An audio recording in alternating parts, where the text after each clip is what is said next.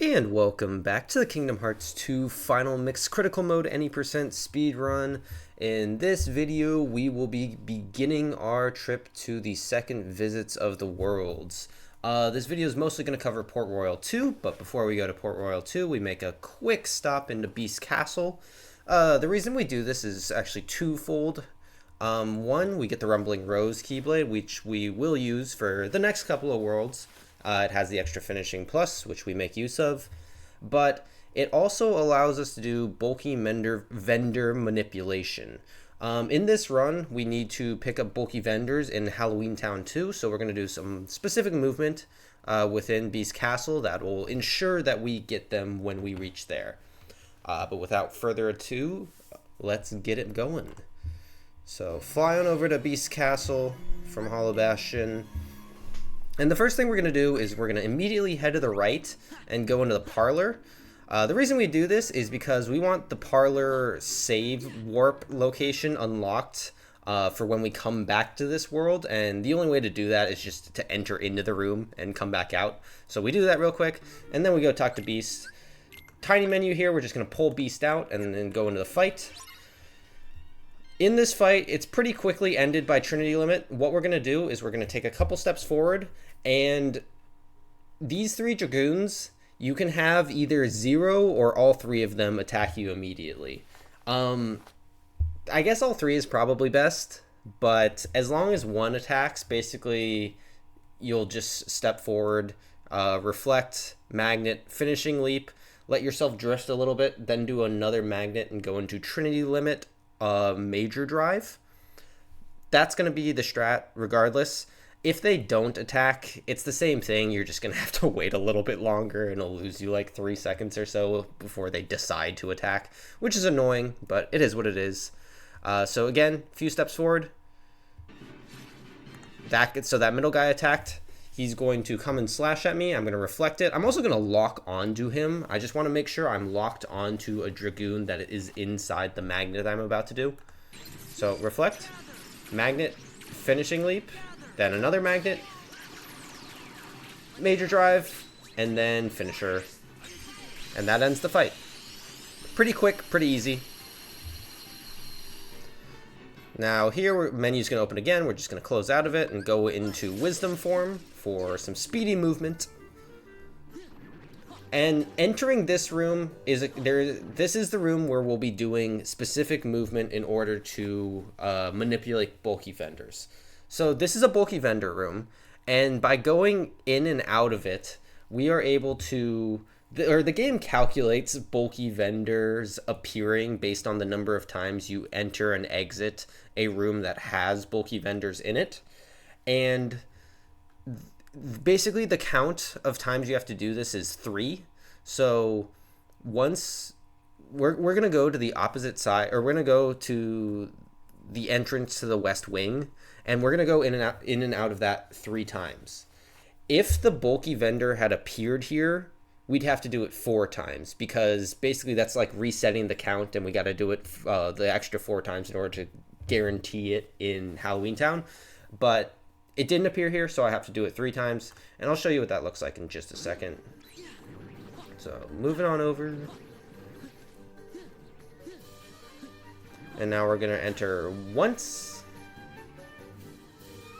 twice, and 3 times. And now we can move along. These guys can... I included an example here where I get hit. These gargoyles, if they decide to attack, can kill you.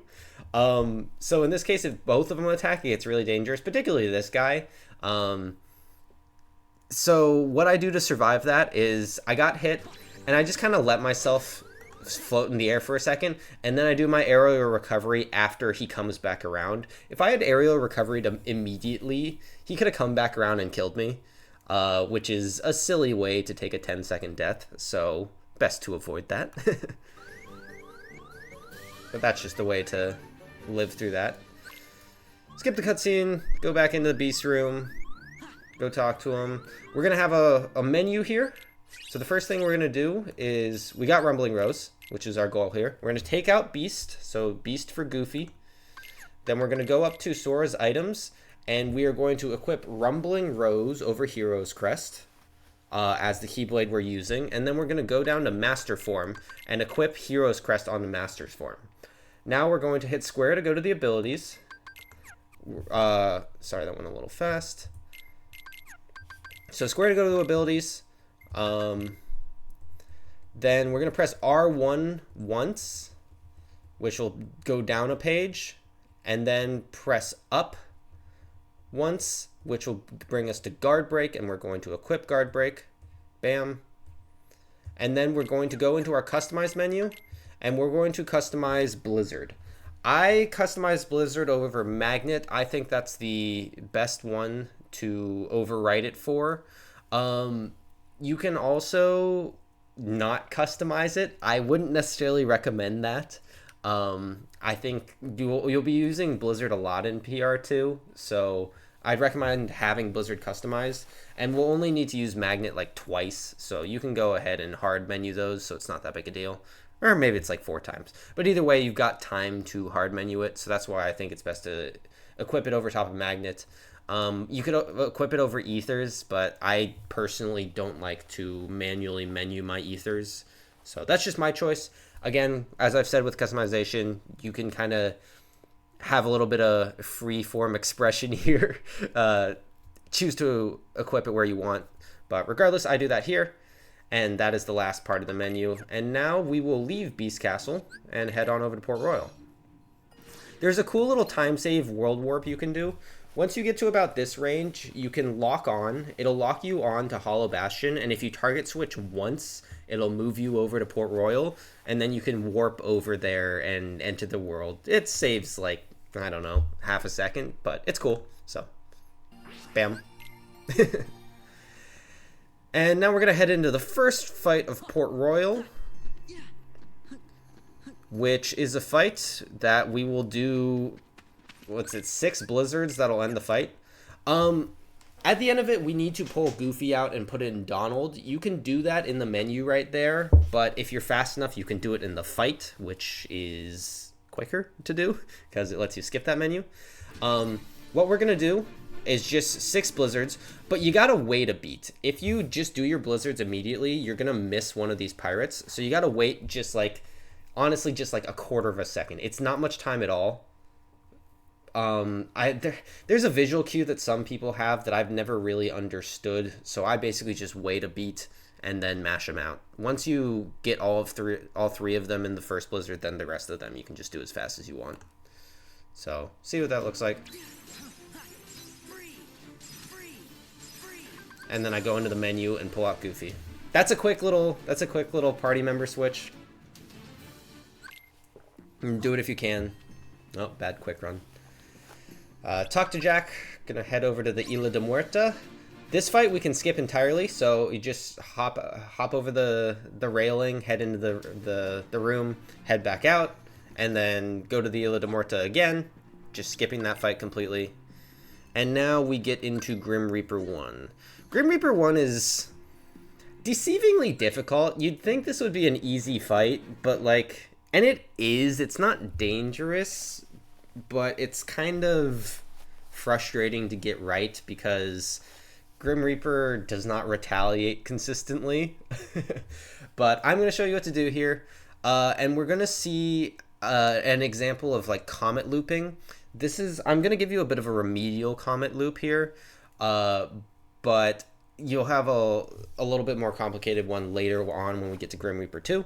But regardless, we're going to open this fight heading forward and a little bit to the right. So I like to hold my left joystick at about 2 o'clock to get myself over the side. The reason that we start to the side is because Grim Reaper can choose to drift in either direction, and I think if you are holding to one of the directions instead of going just straight forward, it gets you more likely to push him into one of the corners. You want to be in one of the corners. It doesn't really matter which one.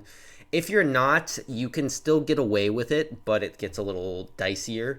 But regardless, so we're going to open the fight walking to the right. We're going to do a slide dash into a blizzard, into a guard break, into a blizzard, into another guard break. So it's 3 finishers. That's guard break, blizzard, guard break. Let's see what that looks like here. So walk forward, slide dash, blizzard, guard break, blizzard, guard break. And now here, we're going to wait for what he does. Sometimes he retaliates and we'll reflect it. Sometimes he doesn't. If he doesn't, obviously we skip the reflect. What you're going to do is we're going to do hit and then a full blizzard combo. The same thing is the case here. We're going to reflect it and then we're going to do hit into all blizzards. Your positioning here is actually really important.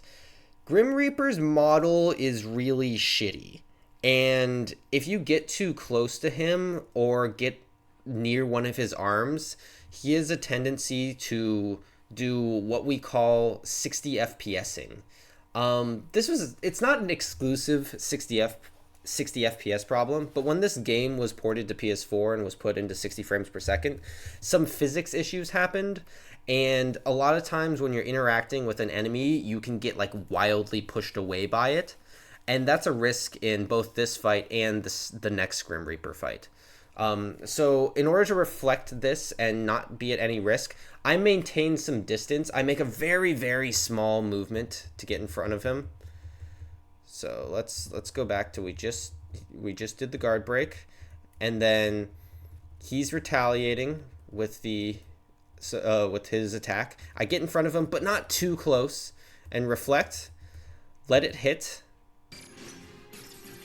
I move just a little bit forward to make sure. I don't want a flash step or a slide dash or anything here. I just want an overhead hit. So I move into him, do the overhead hit, and then do the blizzard combos. This little bit of minor movement is actually really important, and if you don't do it well, it's very easy to get him knocked out of the corner, which you don't want. You want to keep him in the corner. So mess around with this. You'll find the right positioning and movement. But anyways, we're going to do overhead hit into all blizzards. And then right when that last blizzard ends, we go into Comet. Comet immediately hits, and now we're going to go into a full combo, but interspersing Comets in there just like we did on Hostile Program. So I'm going to start. During this aerial spiral, use one of the Comets. I'm going to do double finisher, not a triple finisher, just a double finisher. And after the double finisher, I'm going to use another Comet. He's not at risk of retaliating and moving here because he isn't at his revenge value. But at this point, he's going to be at a lot of revenge value. And what we're just going to do over and over and over is a bunch of aerial spirals with the Comet flares intermixed. So let's see what that looks like. So aerial spiral Comet, aerial spiral Comet, aerial spiral Comet. So we do, it's 3 Comets, and then after the third one, I'm going to do a double finisher. So this one, double finisher. And now what I'm going to do is I'm going to unlock from him, and I'm going to try to quick run away as quickly as possible. The reason I'm doing this is because we want to let him teleport and then use a Comet Rain on him, keep him in that Comet Rain, and do a shit ton of damage. I quick run away from him because what would be ideal is if he teleports and ends back up in the corner. And if you quick run away from him, he's more likely to teleport and end up in that same corner. He also could teleport here or back here or over here or really wherever. So I just do this to be best prepared, looking in this direction in case he goes this way, but I hear that he spawns behind me. So I turn back around, lock onto him, and then go into my Comet Rain. And he's nicely in the corner. And now I'm going to start doing a couple of aerial spirals, just doing my best to keep him in this. It's very easy for him to get knocked out. So doing an aerial spiral at the beginning is probably best. And then following up, you can do a full combo with finishers. Your goal here is to get him to 1.5 bars. If you're at 1.5 bars, we'll be able to kill in one Master Form combo.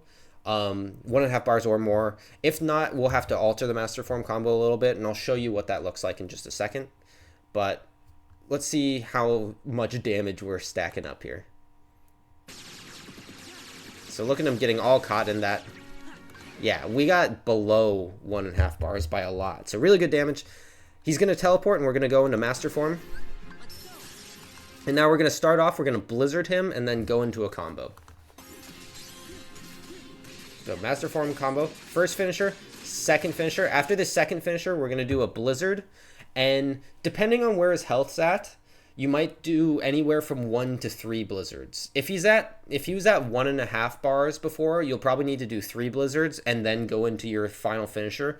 The way Master Form works is you can do magic infinitely and it doesn't move your combo forward, which is interesting, or it doesn't move your finishers forward. It does move your combo forward, so if you did hit and then 3 reflects, you'd go immediately into finisher. But even though we only have 3 finishers and we just did 2, we can do 3 or more blizzards and then still go into our third finisher. That's just the way that Master Form works. But I'm going to do 1 blizzard here because I see his health is super low and that 1 more finisher would kill. So I just do 1 blizzard and then do that final finisher. But again, as I was saying, if you were closer to 1.5 bars, you'd probably need 3 blizzards.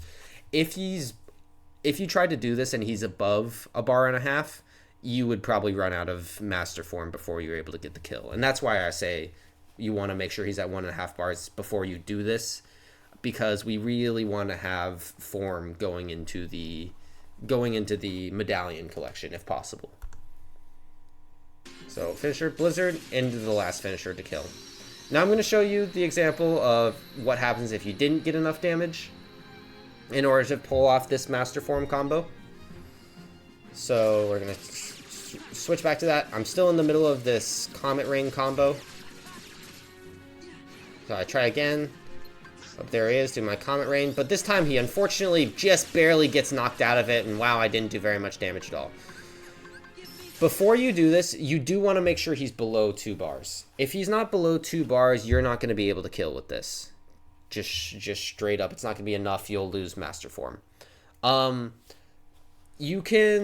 started with a blizzard here. That's not necessarily best. It's the best in the previous case to make sure he never breaks out, because the blizzard kind of resets his revenge value. But in this case, it probably would have been better to just start with hits and then continue the combo. So what's that look like here?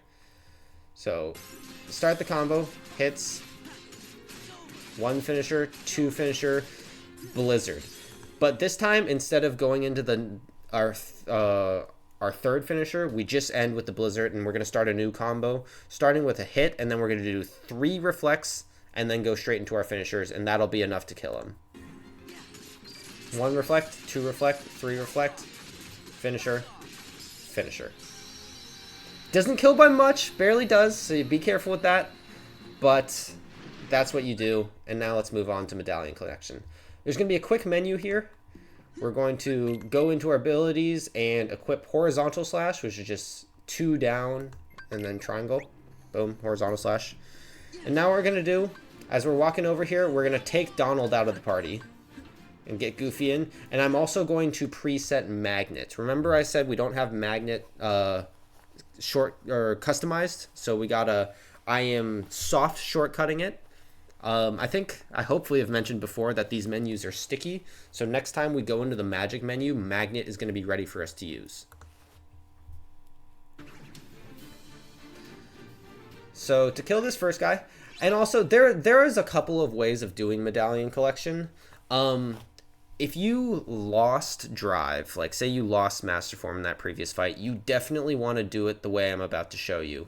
And then you're going to want to do the exact same thing on the next Gambler. I believe in the next Gambler, I don't use Trinity Limit in this example, but if you lost drive, you would want to use Trinity Limit on both this first Gambler and the second one.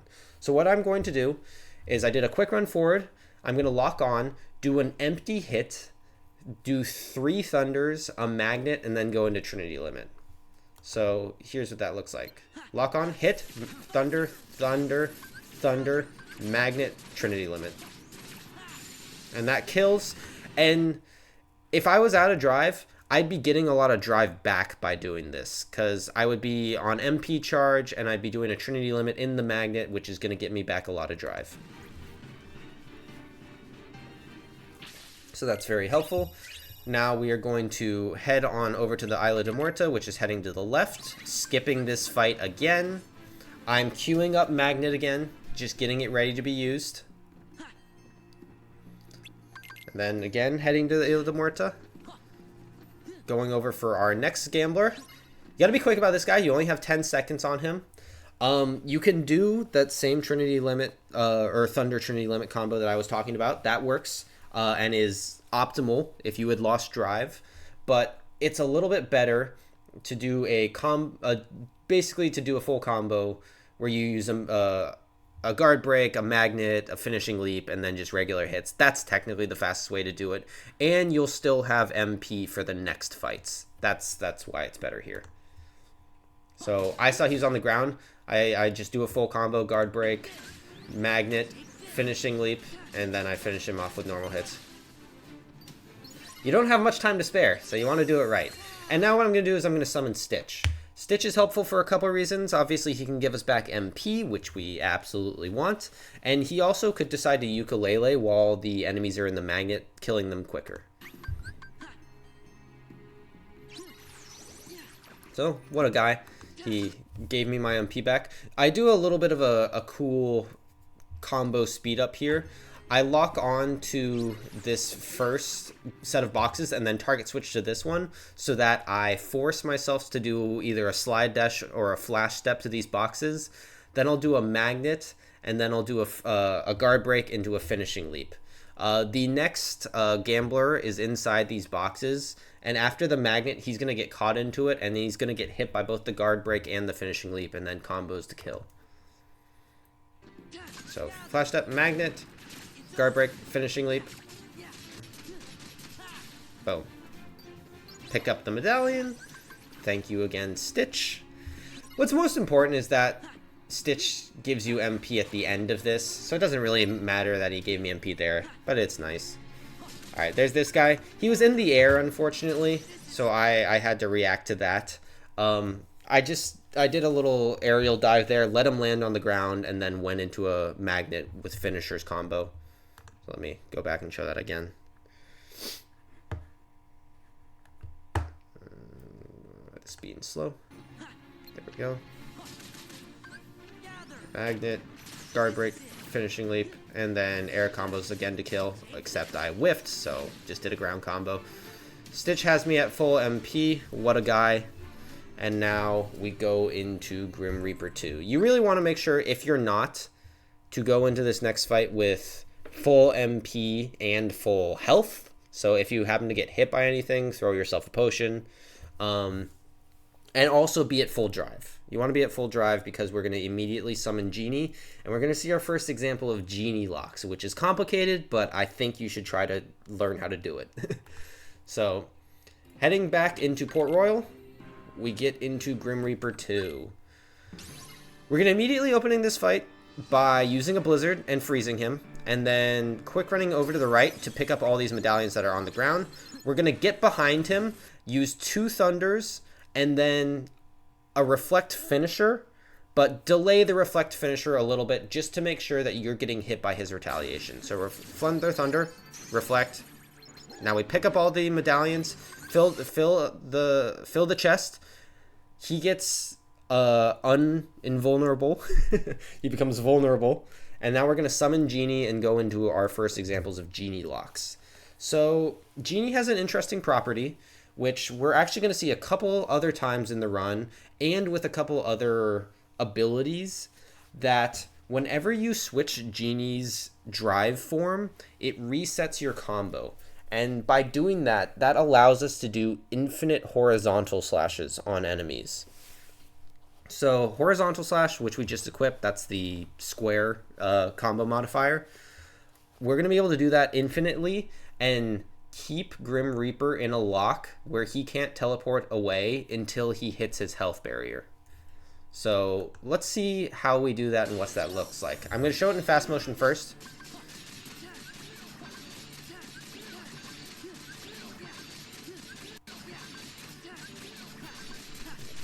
And his health barrier is like right there. So I was able to push him all the way to the health barrier with one combo. Now let's see how I was doing that. Some people kind of do it in different ways. The way I like to do it is, as I'm doing my first horizontal slash, I like to move my command menu down to drive. I'm just pressing square, so I don't need to be on the attack button. So I can go down to drive, and then during my second horizontal slash, So here's my first one. And during my second one, I mash X, which switches Genie's form, and now I'm able to do 2 more. So here's the next first one. I move my command menu down. And during my second one, once again, I mash out X and switch forms again. So let's see it instead of frame by frame in slow motion. And we'll keep the sound on for this one. I think it might be valuable.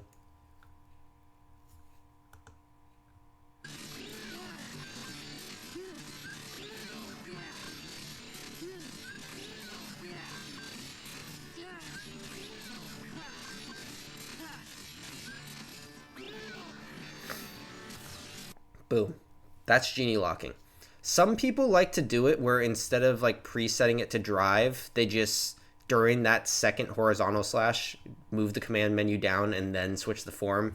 I struggle to do that. I don't feel like I'm fast enough to do that. So I like to do it where I have it preset so I'm ready to mash it out during the second horizontal slash.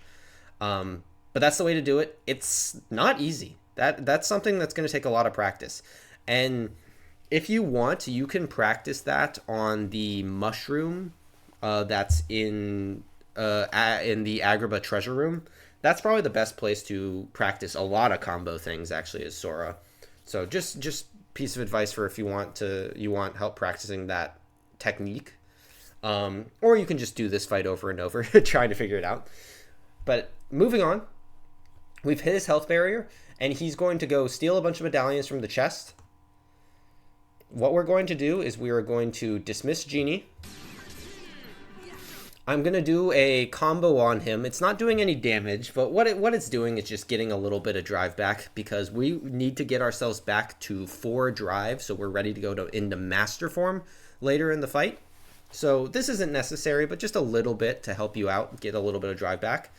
He's going to take the medallions, and right as he's about to start an attack where he starts taking more, we're going to reflect it right on top of him and then use the reaction command. So reflect, reaction command. There's some timing to that you'll need to practice, but it's not too complex. Just reflecting it, going in the reaction command, do the full thing. And then after you hit him here, you can lock on and land. And even though you can't see him, he's still there. So we're going to do 2 thunders. And each thunder is going to knock out 50 medallions and put him down to 0. And he's right above where all of these medallions are. So that's going to knock them all out, and we're going to be able to pick them up. So I've locked on thunder, thunder. There they are. And pick them all up.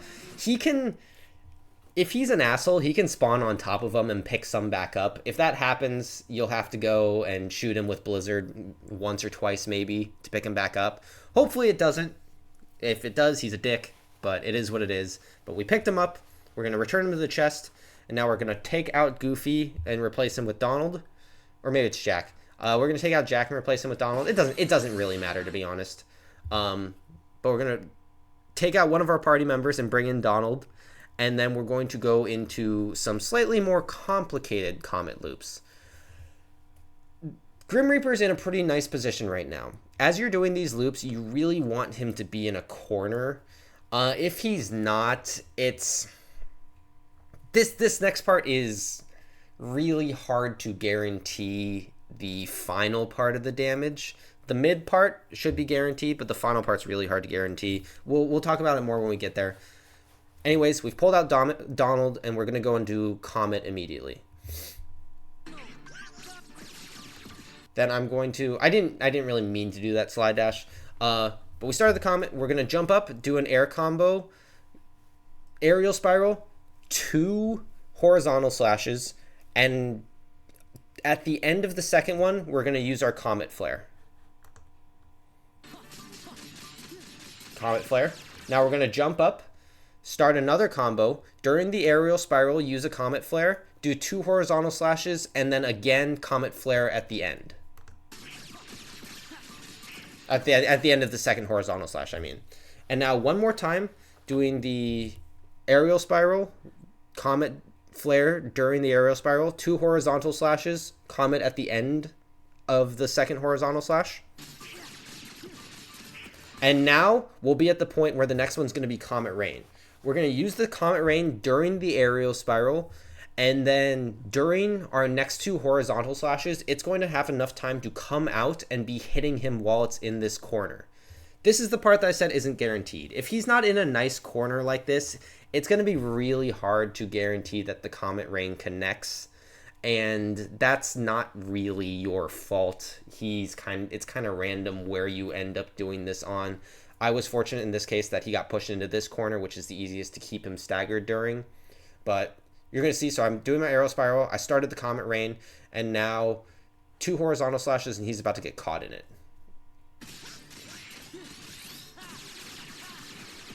Boom. And that pushed him down to his next health gate, which is right about this area.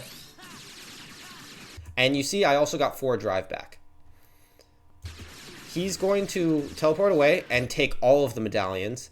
Also, if you had not gotten 4 drive back, if you're at like just at the very edge of 3, you can go and do a couple of empty hits on him as he's taking the medallions here and get a little bit of drive back to hopefully reach 4, because you have to reach 4. It's imperative that you do.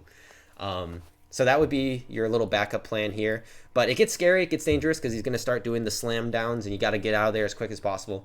So what we're going to do is we're going to head over to these boxes and get on top of them. You're safe on these boxes, but it's not just you want to care about. It's your party members as well. So I just did something that I don't think we've seen yet, which is going into first-person mode to manipulate party members. Something interesting about the game, and we've seen some weird instances of camera control before, but if you go into first-person mode and your party members are far away, a lot of times they'll teleport over to you. So when I come out of this, Donald used to be really far away, but he should have teleported to me here. And yeah, there he is. We're going to be going into Master Form, and you need both your party members alive to do that. So we are really concerned about the health of our friends, in particular Donald. The way to keep them alive is to, well, one, trying to force them to come over to this area and be safe with you. But also, if they're getting beat up, if Donald's getting beat up, you can pull him out and bring in Jack, or you can throw him a potion. But you got to be paying close attention to both your party members' health and making sure that they survive this flurry of attacks. So I'm paying attention. Goofy got hit, but I think he's okay. And right as this last slam down is about to happen, I'll use Master Form right before it, keeping my party members alive and giving me as much Master Form as I can possibly have. Boom. Now, I head on over to the middle, lock onto him, and we're going to do consecutive thunders. So as I showed before, each thunder knocks out 50 medallions, but Master Form Thunder hits like 4 times. So we are able to knock out all 882 medallions in really quick succession just using Master Form Thunders. So we're going to lock onto him, get right here in front of the chest,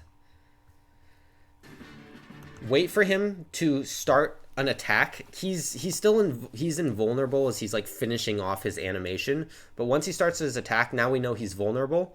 We're going to do a thunder. Sora does a little spin around the chest and knocks all of the medallions out with each hit. We don't want to be mashing these thunders here. I'd say if you mash the thunders, they might like overlap and not all knock out medallions. So I would say after each one, Sora's going to land from his little spinny animation, and don't start the next one until you see his knees land and bend. That's my visual cue for when to start the next one. So his knees have bent. So now I will start the next thunder. Basically, the way I am watching the number of medallions he has, and with each thunder, I expect. Also, I said 4 thunders earlier. It's 3. I expect for about 150 to be knocked out during each one. So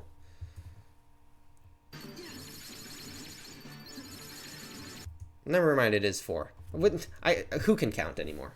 Regardless, he's down to 108, so I know that one more thunder will put him to 0, and after that thunder, I'm going to immediately do a blizzard.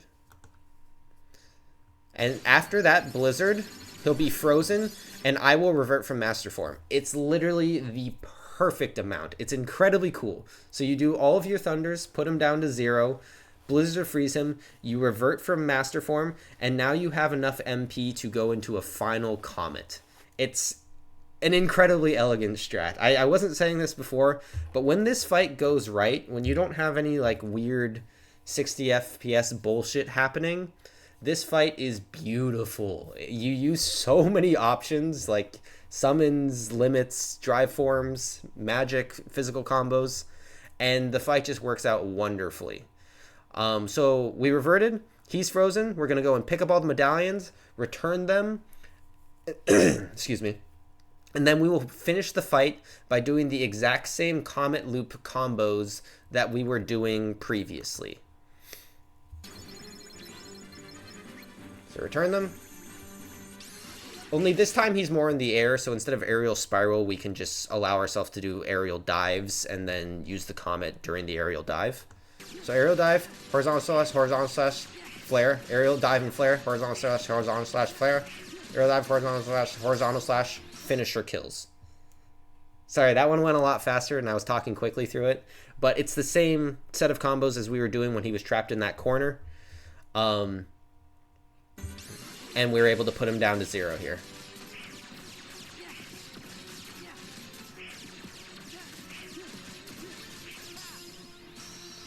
Boom. Finisher kills. And that is the end of PR2.